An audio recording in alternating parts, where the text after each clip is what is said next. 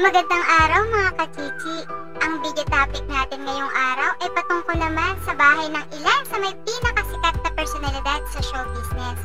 So bago tayo magsimula, don't forget to like and subscribe at huwag niyo din kalimutan na pindutin ang bell icon kung gusto mo pa ng mga gantong klaseng video sa hinaharap. So paano mga kachichi? Let's start!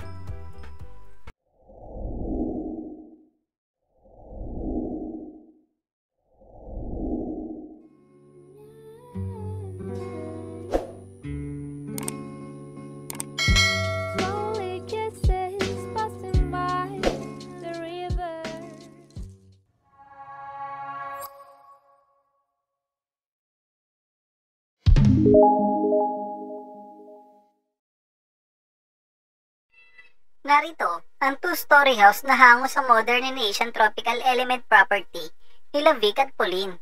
Nakatayo sa isang executive village sa Laguna, ito'y napapaligiran ng mga puno dahil mas gusto daw nila ng may touch of nature ang scenery ng kanilang bahay.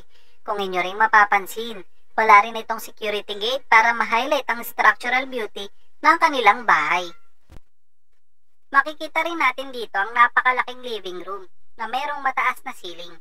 Ito ay para daw makapasok ang natural light at para ma-maintain ang clean aesthetic ng kanilang living room.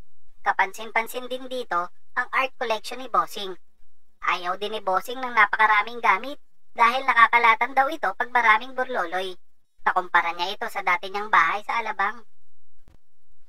Sa kanilang entertainment room naman, nakapaloob ang kanilang TV na mayroong urban Italian sliding door para maitago ito kung sakaling di ito ginagamit. Naka-display din sa entertainment room nila ang kanilang mga nakuhang awards sa pelikula at telebisyon. Makikita sa kitchen at dining area naman ay marami itong cabinets, cooking utensils at equipment dahil si Pauline ay mahilig magluto. Para sa kanilang bedroom at bathroom, pinanatili nila ito ng clean at less fixtures para daw mas maaliwalas at maluwag ang paligid na katulad ng mga sa premium hotels.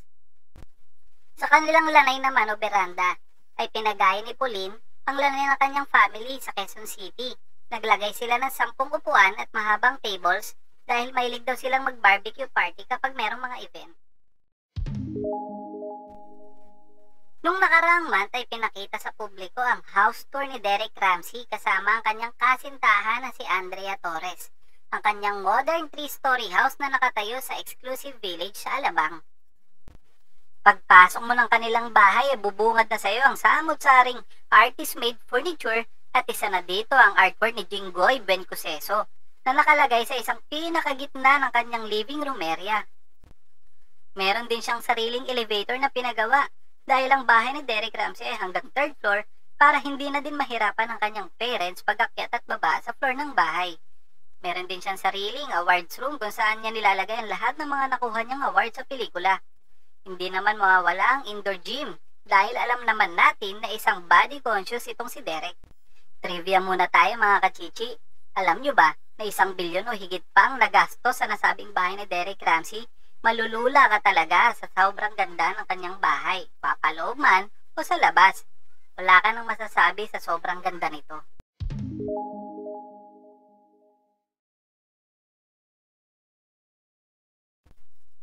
Inaabangan din ng netizen ang bahay ng kapamilya actress na si Bea Alonzo na mayroong lawak na 600 square meter at 3-story house located in Quezon City. Pagpasok mo sa kanyang bahay, bubungad sa iyo ang kanyang magandang living room dahil pinanatili niyang simple at kaaya-aya sa mga bisita. Napakaganda din ang kanyang dining at kitchen area. Ang kanyang 10-seater dining table ay para daw ma-accommodate ang kanyang buong pamilya kapag meron silang selebrasyon. Kahanga-hanga ng sobra ang kanyang walk-in closet at makeup area kung saan niya nilagay ang kanyang mga trophy at awards na tanggap sa TV at pelikula. Makikita nga din natin ang lanay at pool area ni Bea at isa ito sa kanyang highlight ng kanyang bahay dahil ito nga daw ang kanyang favorite spot upang makapag-relax at unwind kapag wala siyang shooting sa studio.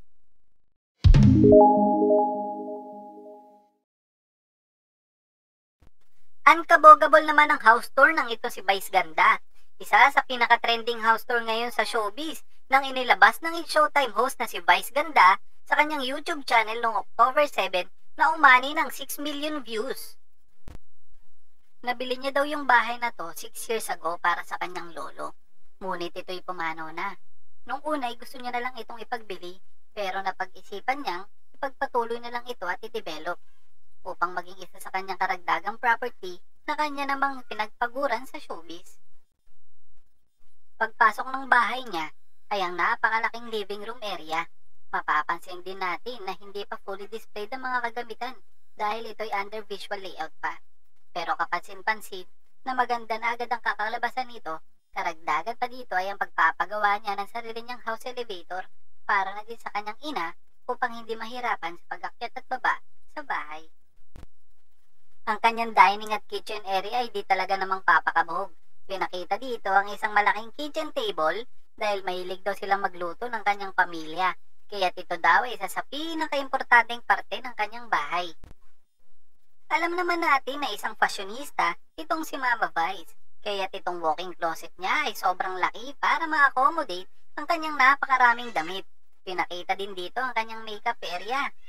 Mas lalong maganda tignan ng bahay ni Vice kapag sumapit ang gabi dahil puno ito ng LED strip lights upang makapagbigay ng magandang lighting effects kapag gabi.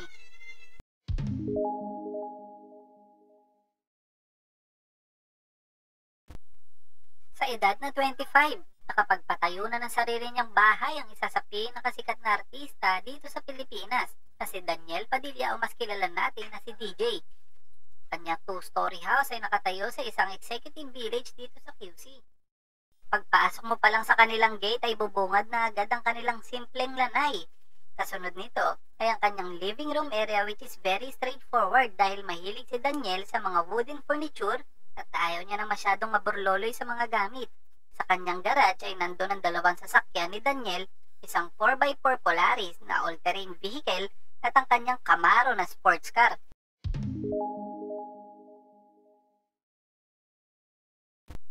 At syempre narito ang Will Time Big Time host na si Kuya Will. Nakakamangha sa ganda ang kanyang kinatayong bahay na isa sa prime spot dito sa Tagaytay. Landscaping at tarap pa lang ng kanyang bahay ay talaga nga namang mapapawaw ka talaga. Pagpasok ng kanyang bahay ang isang napakalaking living room area. Modern style ang furniture na mga nakalagay dito. Meron din si Kuya Will ang sarili niyang sauna if nais niya makapag-relax. Isang malaking guest room kung saan may malaking beranda na nakaharap sa tanawin ng Taal Volcano. Isa sa pinaka-highlight ng bahay ni Kuya Will ay ang infinity pool area niya na nakapwesto sa scenery ng Taal Lakes. Talaga nga namang mapapawaw ka na lang sa magarbong bahay ni Kuya Willie Rebillame. Mga kachichi, lagi po nating tandaan na pahalagan natin ang mga bagay na meron tayo ngayon. Hindi nasusukat yan sa laki o liit ng bahay. Basta kasama mo ang mahal mo sa buhay na mangarap, makakamot mo din yan basta't huwag ka lang susuko. Maraming salamat sa panonood, kachichi! Huwag nating kalimutan i-like and subscribe, pati na rin ang bell icon.